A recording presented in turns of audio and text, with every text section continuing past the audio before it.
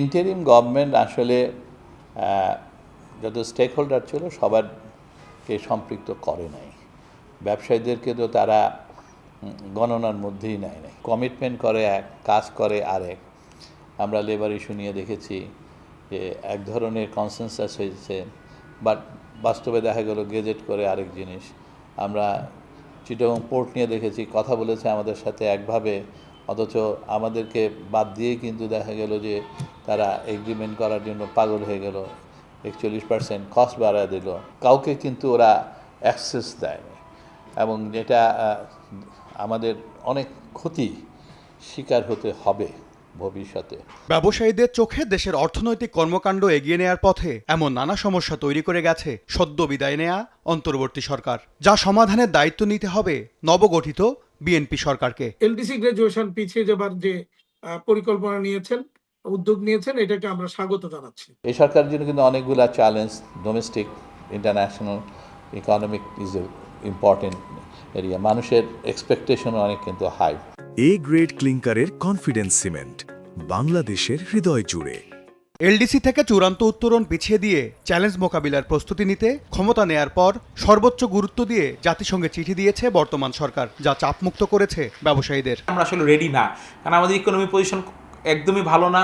এর আগের অনেক ফুলিয়ে দেখানো হয়েছে, এবং আমাদের টোটাল ইকোনমি আসলে একটা সিঙ্গেল সেক্টর উপর নির্ভরশীল। এই সুবিধা পেতে যে পথে হাঁটা দরকার, সরকার সেই পথেই হাঁটছে বলে মনে করেন অর্থনীতিবিদরা। এই অতিরিক্ত সময় চাওয়ার ক্ষেত্রে দুটো টাইম পিরিয়ড আছে অত্যন্ত গুরুত্বপূর্ণ। একটি হচ্ছে যে সিডিপি, যে কমিটিটা, জাতিসংঘের যে কমিটিটা, কমিটি ফর ডেভেলপমেন্ট পলিসি, যে কমিটির কাজ হচ্ছে এলডিসি কারা থাকবে, কারা চলে যাবে এলডিসি থেকে, এটা ঠিক করা। সেই কমিটির মিটিং আছে যা ফেব্রুয়ারির শেষ সপ্তাহে।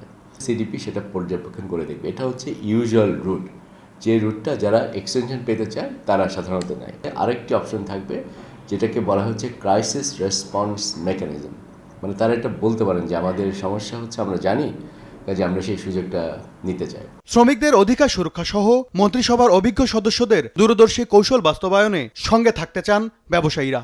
অ্যাকচুয়ালি ক্ষমতা চালাইতে হলে আপনার জিনিসটা বুঝতে হবে কি জিনিস। বর্তমানে তার মন্ত্রী পরিষদে আছে, তারা বাংলাদেশকে বুঝে, দেশের দরদ আছে, মায়া আছে, আমি মনে হয় তারা সুন্দরভাবে দেশ চালাইতে পারবে। শ্রম অসন্তোষ তৈরি করার মতো বেশ কিছু উপকরণ ওনারা তৈরি করে দিয়ে গেছেন শ্রম আইনে।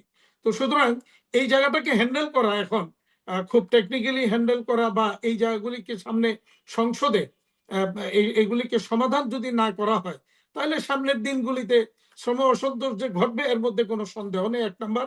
2 নাম্বার হচ্ছে গার্মেন্টস সেক্টর, পাট খাত যেমন একসময় বিলুপ্ত হয়ে গিয়েছিল, এই পোশাক শিল্প বিলুপ্তির শুরুটা গত সরকারের শ্রম মন্ত্রণালয় বিশেষ করে দিয়ে গেল। জনগণকে স্বস্তি দিতে শপথ করার পর থেকেই পণ্য মূল্য কমিয়ে বাজার নিয়ন্ত্রণ করার যে প্রতিশ্রুতি দিয়েছেন মন্ত্রীরা, তা বাস্তবায়নে দুর্বল বিপণন কাঠামো চ্যালেঞ্জের কথা স্মরণ করিয়ে দিচ্ছেন অর্থনীতিবিদরা। সরবরাহ এবং উৎপাদনের মধ্যে যে ঘাটতি আছে সেটা কিভাবে পূরণ করতে পারে, আমার স্টক থেকে কখন রিলিজ করব, বাজার ব্যবস্থাপনা কীরকম হবে, নজরদারি খবরদারি কীরকমভাবে করতে পারবো, এগুলোর উপর নির্ভর করবে। সুতরাং এটা একটা বড় কাজ। এইসব সমন্বিত উদ্যোগ বাস্তবায়নে আমলাতান্ত্রিক জটিলতা দূর করার তাগিদ সংশ্লিষ্টদের। একটা সর্বজন গ্রাহ্যভাবে। এম এস আরিফিন, সময় সংবাদ, ঢাকা। আমরা এনবিআর এর যারা